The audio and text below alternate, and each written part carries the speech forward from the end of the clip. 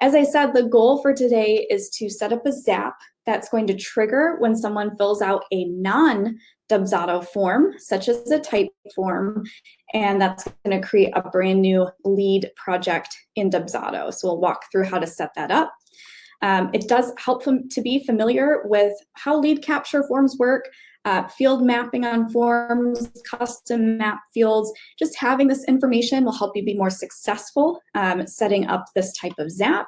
And of course, it will also helpful to be familiar with Zapier. So in the last webinar, I did a pretty good introduction to the basics of using Zapier. We're not going to cover that again today, so you might have to go back and review if you need a refresher. So in order to do this, you will need a Zapier account. A free account will work for the first part of this webinar. I am actually going to start diving into some filters towards the end, and that would require a paid account, but we'll talk about that when we get there. You're going to need Zapier connected to Dubsado. So if you didn't connect it from the last webinar, make sure you follow the instructions. I've linked them here. Get that connected up. And you're also going to need a form created in an app that is supported by Zapier with a trigger based on a form being submitted. So let's talk about what that means. If you remember from our last webinar, Zaps are made up of triggers and actions. So in the last webinar, we used Dubsado as the trigger every time a new lead was created, and then the action was in Google Sheets. This time we're flipping that around. So Dubsado is actually going to be the action, and we need a different trigger to get our Zap started. The trigger I'm going to be using today is Typeform. So many of you are familiar with Typeform. I have it pulled up here. It's those cool kind of interactive forms that are conversational as the client fills them out. So that is an option for you.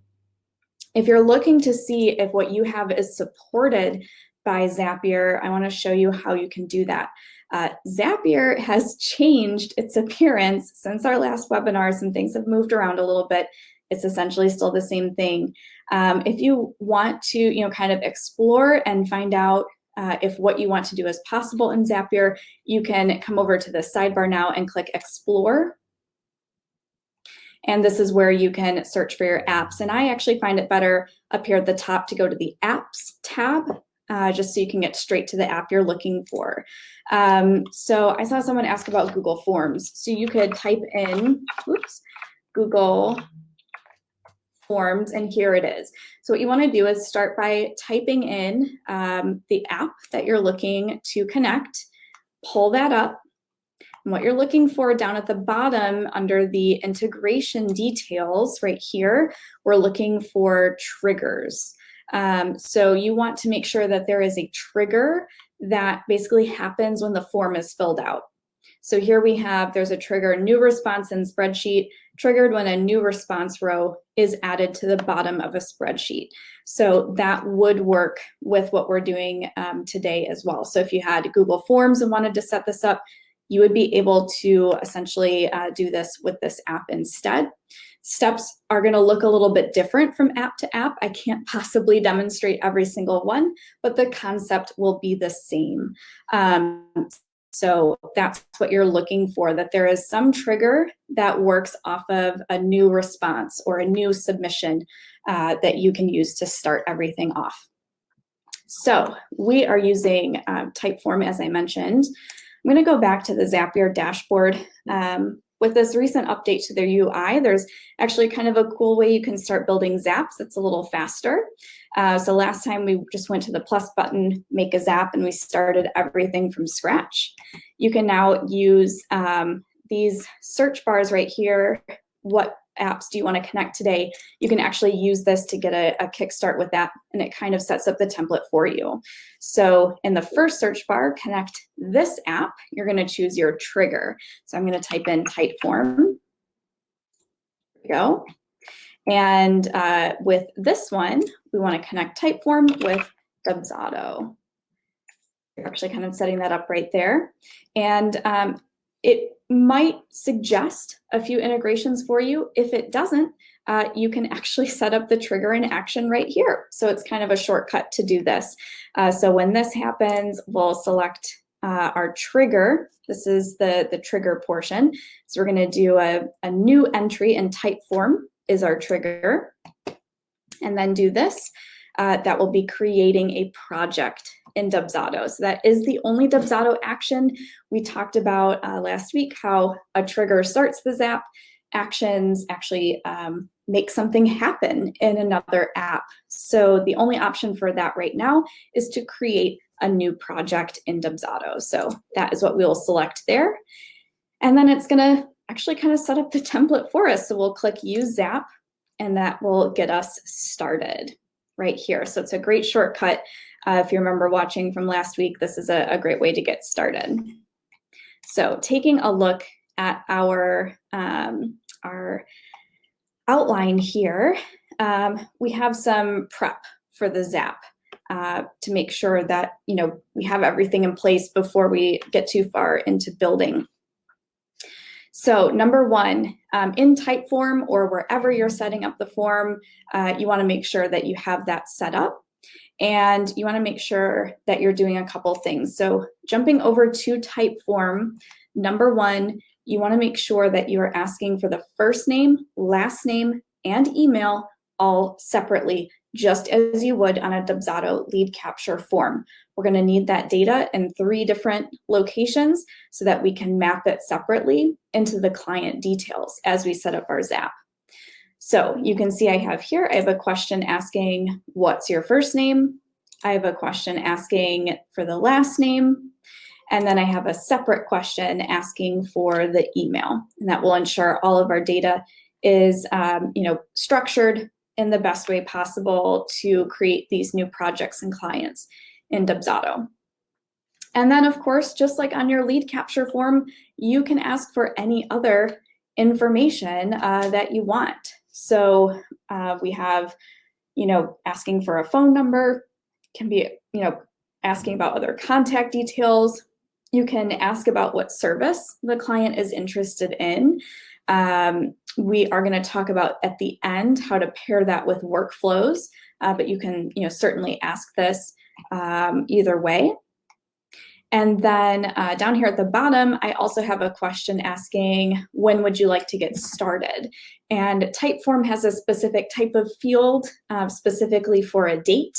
And most form building apps that you'll run into anytime you're building a form, there would be a specific type of question to ask for a date. And that's important because if you want to collect a date and then put that forward into Dubsado as a project date, for example, you definitely want it collected in that date format. We talked about how Zapier is able to work with dates versus pretty versions of dates, which are essentially text. So if you're asking for a date, especially if you want to put it through as a project date, make sure you're using a date formatted type question in your form. Okay, and then there's not actually much setup on the Dubsado side of things beforehand. If you need to have some custom mapped fields ready, collecting specific information from your form, you want to have those custom map fields set up ahead of time. Also, if there's a specific workflow you want to start from the form, so in my account here, I have some workflows created that I might want to start from this form. That's actually going to be possible through Zapier. It's pretty cool. So yeah, it's pretty much, you don't actually have to create another form in Dubsado necessarily or create another project. You just want to make sure that anything you need is set up ahead of time. So those custom map fields and project statuses, really the workflows. So anything you might need ahead of time to have that set up. And this will become more clear as we go through what information you can actually put through into Dubsado.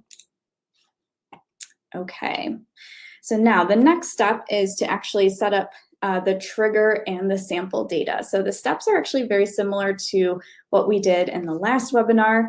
We're just using a different application. So back in Zapier, let's start building this out. So first you have to choose the Typeform account. So just like with Dubsado or anything that you're connecting to Zapier, you have to set up the integration first.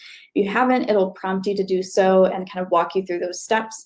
I've already logged into my Typeform account before the webinar here, so I just have to select it from the dropdown and click continue. So now that it knows what account it's pulling from, Typeform and Zapier can show me from this dropdown which form I'm looking to have this trigger off of. So Typeform actually does allow you to choose a specific form that you want to use as the trigger. So it's not like Dubsado in the sense that Dubsado, the trigger will work off of anytime a new lead is created. In Typeform, we're actually getting to pick a specific form to watch. So what I did is I set up my form Typeform lead capture. That's the name of the form. So I'll just click on that option there and it will pull up and we'll click continue. Okay, our next step is to bring in the sample data. So this is a very important step. We want to make sure that we're using some sample data that makes sense in our form so that we can correctly map everything and how we want it to look in Dubsado. So at this stage, I'll click test and review, and it will start looking for some form entries. And as you remember from the last webinar, at this point, I actually filled out a Dubsado lead capture form to generate that sample data. And we can do the same thing here. And this is another technique if you're having trouble getting Zapier to pull in sample data. What you can do is actually click Get More Samples, and it will start looking and keep trying for 3 minutes. So you have 3 minutes to come in here and fill out your form. So I've published my Typeform. I'm just going to pull up the link and I'm going to fill out this form exactly as if I were a client. Let's see if I can do it quickly here.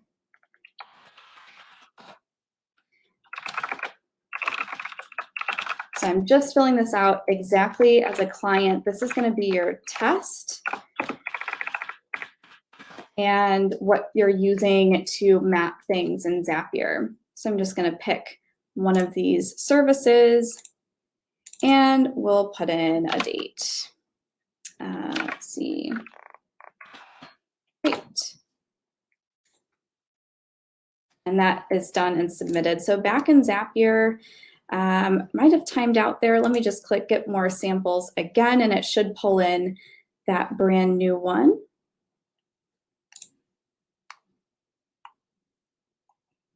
Great, so that's pulling in here. I think it might still be the old one. And I just want to show you guys that it's okay to have a little bit of a struggle getting this sample data in. It can take sometimes a couple tries. There it goes, just refreshing the page, clicking Getting More Samples, making sure you submitted the sample recently, you will be able to pull it up. So here's our new one, just pulled in. And again, we're pulling the information down to double check that this is what I just entered. So we have the name, I chose the brand audit, and here's the date I chose. Okay, so everything's looking good. This is giving us a preview of the data that will be coming from our form that we can map into Dubsado and tell it where to put that information. So we're done editing on this trigger. Awesome. So we've gone through finding the sample data, and now it's time to set up the action, which is setting up the creating of a new project in Dubsado. So I will just click on this action here because we already got those pulled in from that nice shortcut on the Zapier dashboard. If you didn't have this, you'd have another step here that says, do this, and then you'd be able to choose Dubsado at this point. But we can just click right in. And it starts very similar. We're going to choose the Dubsado account. Again, making sure that you've done the integration ahead of time will make this run smoothly. Okay, so we basically told the account, and remember, Zapier sees different Dubsado brands as separate accounts. So we've essentially told it where we want the new projects to be created in this brand of this account. And now we have the customized project. So this will look pretty familiar to last time when we set up our Google Sheet. We had all those different fields to map into, except we were the ones controlling what fields were there because we set up the template for the Google Sheet. We chose which columns were on our sheet. In this case, Dubsado is giving us all of the possibilities we have for information that we can save into either the project or the client as a new project is created from this Typeform entry. So there's a lot more to sift through. So you just want to make sure you're reading very carefully as you go through. And in fact, I will blow up the screen a little bit here so it's easier to see, zoom in a little bit. Okay, hopefully that is better. There we go. The text is a little bit small. All right, so when it comes to this portion here, you just want to be watching very carefully what each field is for. They're not necessarily in the order you might expect. So the first choice we have is the project workflow. This is exactly like setting up the default workflow in your Dubsado lead capture. So if we were setting up the lead capture form, in the settings of that lead capture form, you have your default workflow here. That's exactly what we're choosing in Zapier at this point.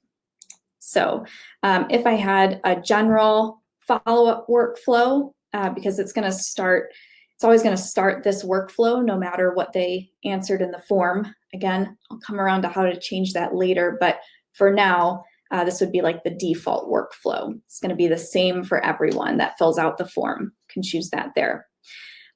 Next, you'll want to scroll through and just find the fields that are relevant to the information you're collecting on your form. For example, these first fields are asking about the project location. We're not asking about a project location on our form, and it's not relevant to this business, so we just don't need to fill in any of these fields. So kind of continue through. The next category here is the alternate contact, first name, last name, phone, email. So this is showing up. We don't have any alternate contacts at this point. The client address, we didn't ask for that on our forms. We'll keep going. The client company name, client company email, client company phone number. So again, just read very carefully and make sure that you're not putting something in the wrong spot.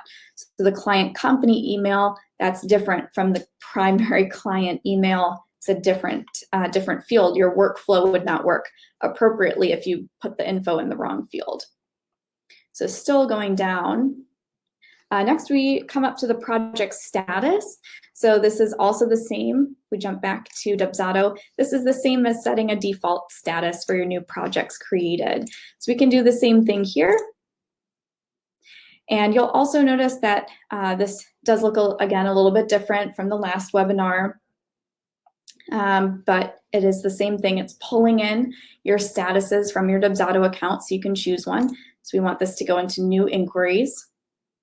You can also set a project source. It is going to be the same source for everyone who fills out the form.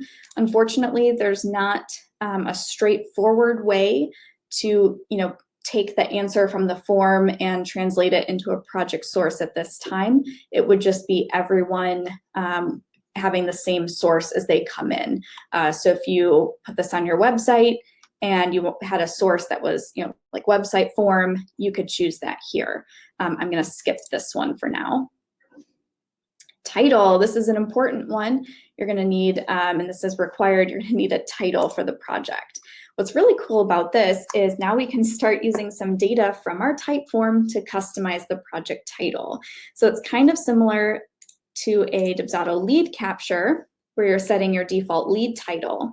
And you can use the client mapped fields, certain client fields in that lead title with our smart fields.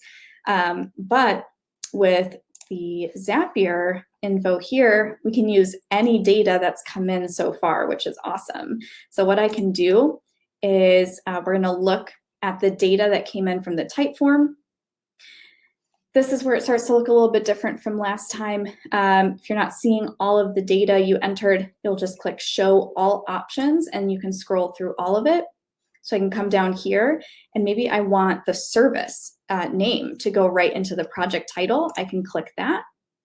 And it's kind of like adding a smart field to this whole mapping of the information over to Dubsado.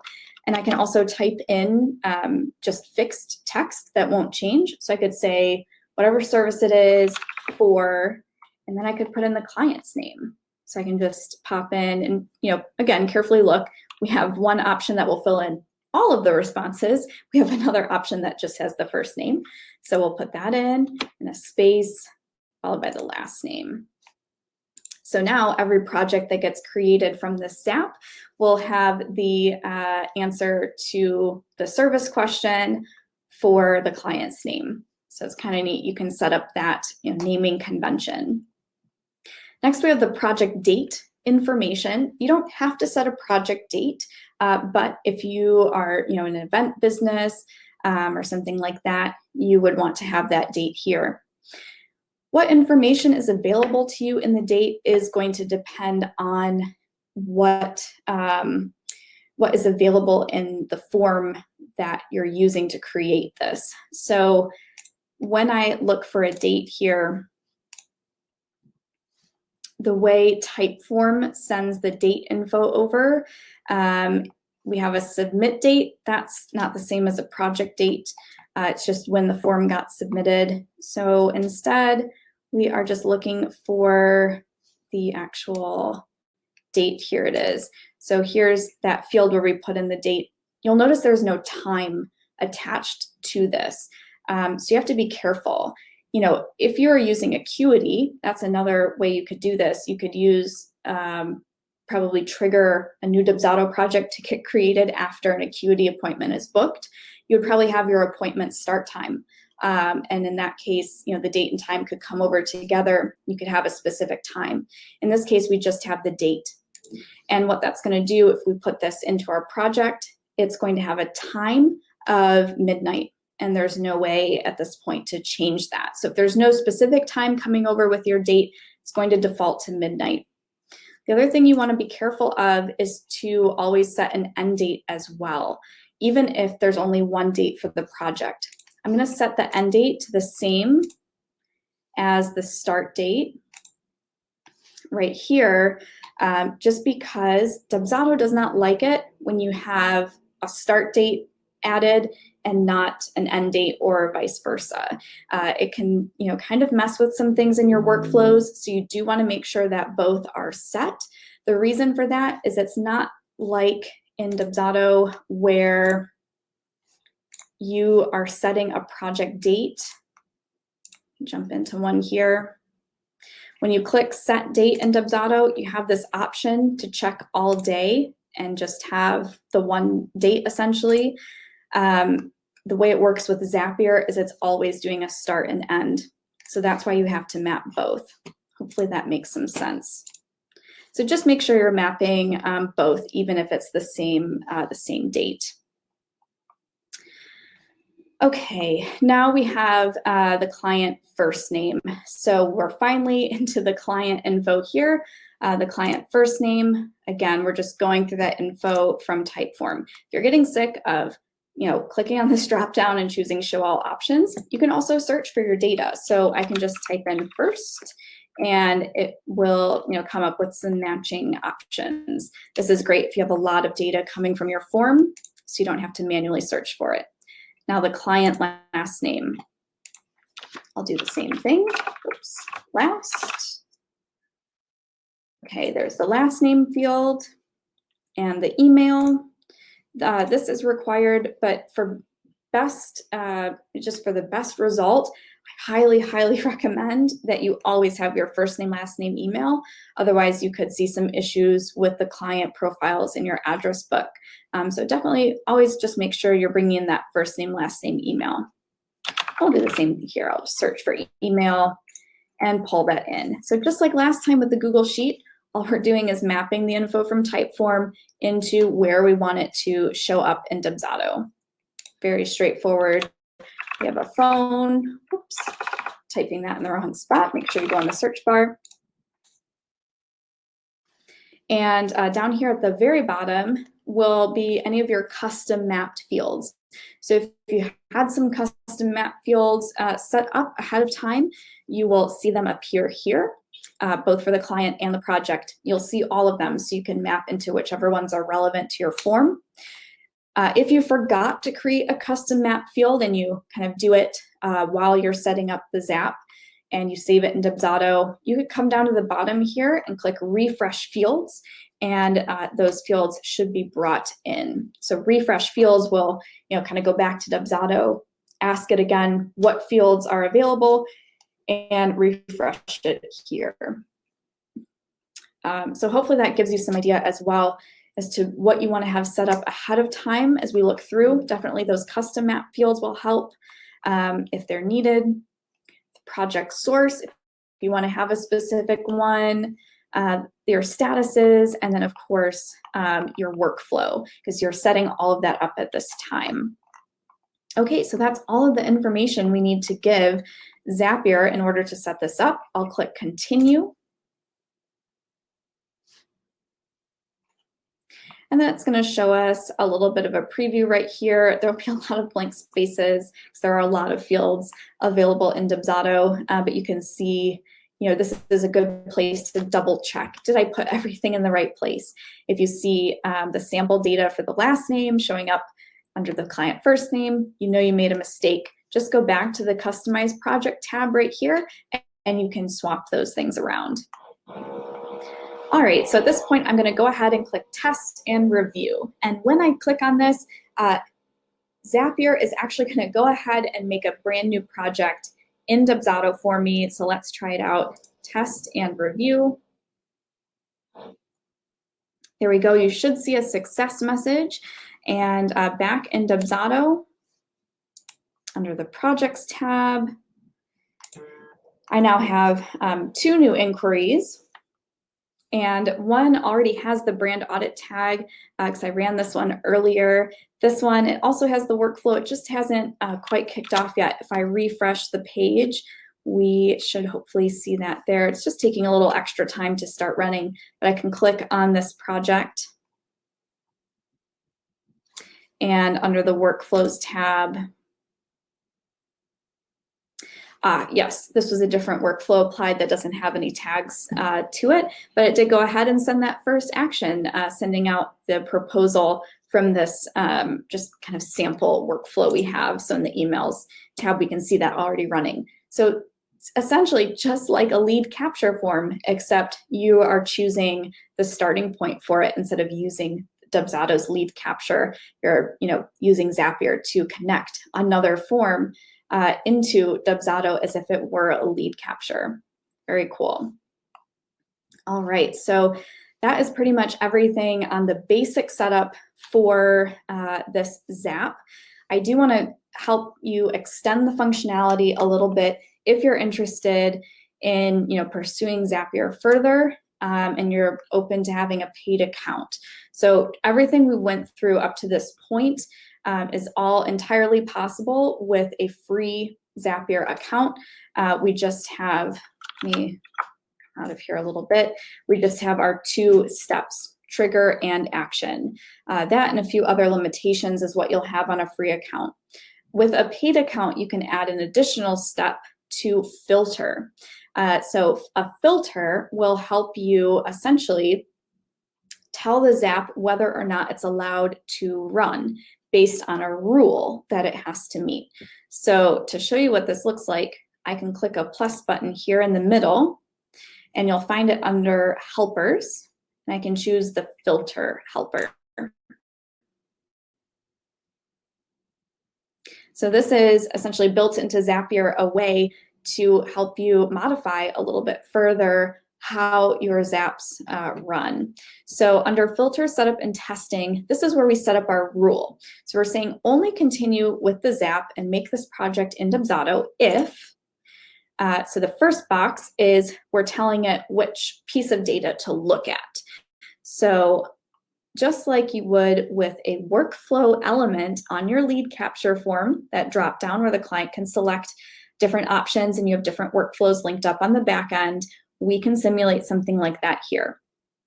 So I'm going to be looking at the question related to the service the client is interested in.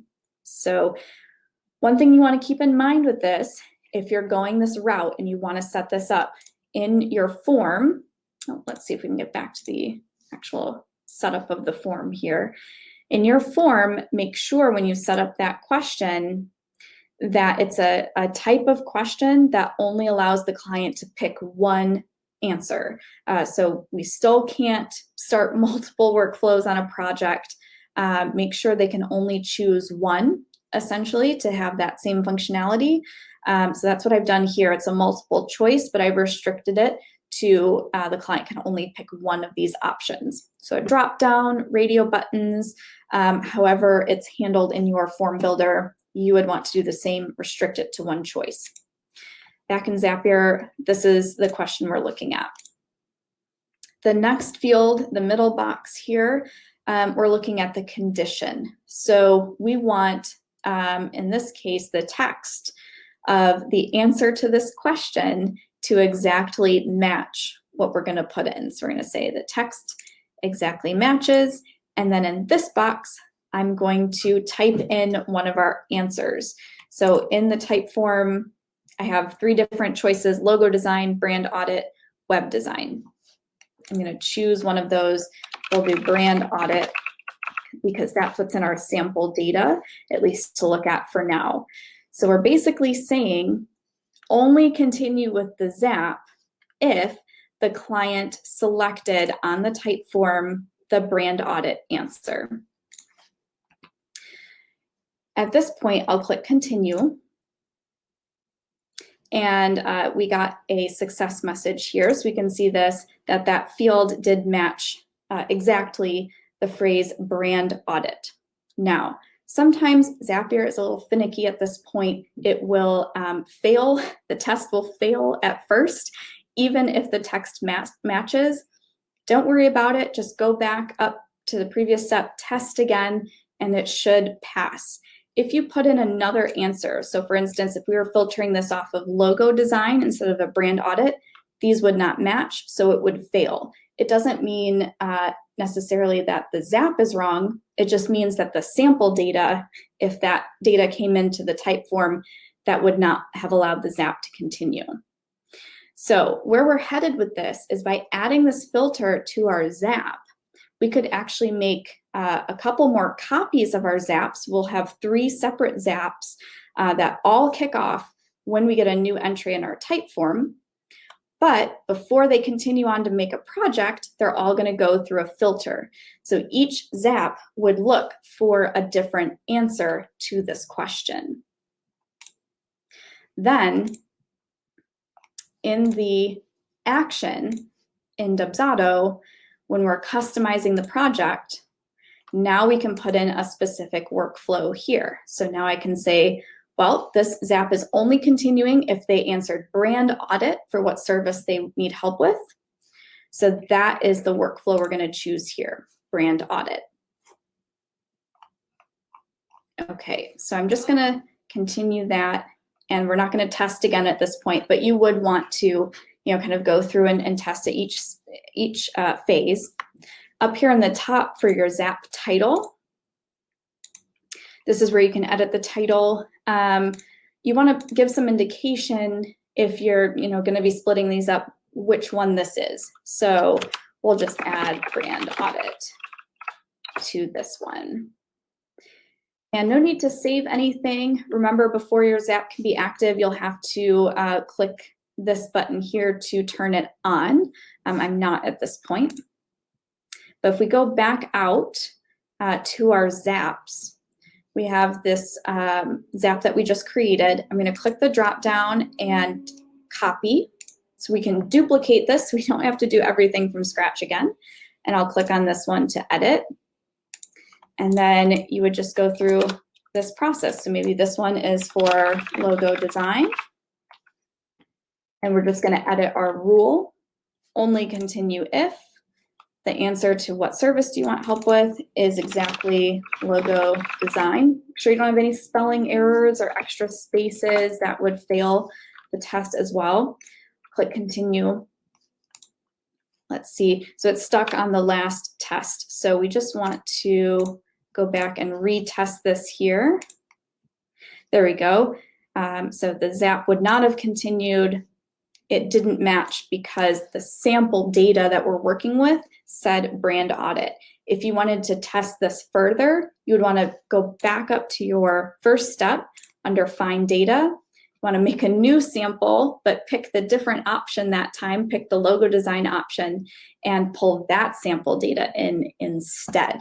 So it's always working off of this sample data. So if you want to test it thoroughly, you would want to test for each answer. Okay, so we have that different rule, and now in the Create Project, under Customize, you would swap out the workflow here for the logo design workflow. And you would continue this basically until you had the a Zap for each of those options on the form. That's how you would accomplish that with a filter. If you're familiar with Zapier and you're familiar with paths, which is another option for kind of branching Zaps, you might be wondering why I'm not going through that right now. And it might look a little bit cumbersome to have so many Zaps set up for one thing. The reason I wanted to show you this method is that the paths are actually only available on the essentially next one up tier of a paid account with Zapier. So it actually costs more per month to be able to use those branching paths. We're going to go over those in part 3 of the series. But I wanted to show you just with the kind of lowest entry point paid Zapier account, what you could do to mimic our workflow elements on the lead capture form. You would have multiple Zaps, each one essentially the same, just swapping out the rule and the workflow getting applied each time. What's going to end up happening then is every time your Typeform gets filled out, in this case, all 3 Zaps, if I had set up the third one, all 3 would get triggered. But only the one that matched would go through. So in Zapier, they're going to measure your account activity and limit that based on the tasks that Zapier runs for you. The actual trigger does not count as a task. And when there's a filter, a task is only counted if the Zap continues on. So even if you have all 3 that go off immediately, you're still only using one task essentially for each one as it flows through. It's not going to make triple projects. It's only going to make one each time and start that appropriate workflow based on the rule that you set.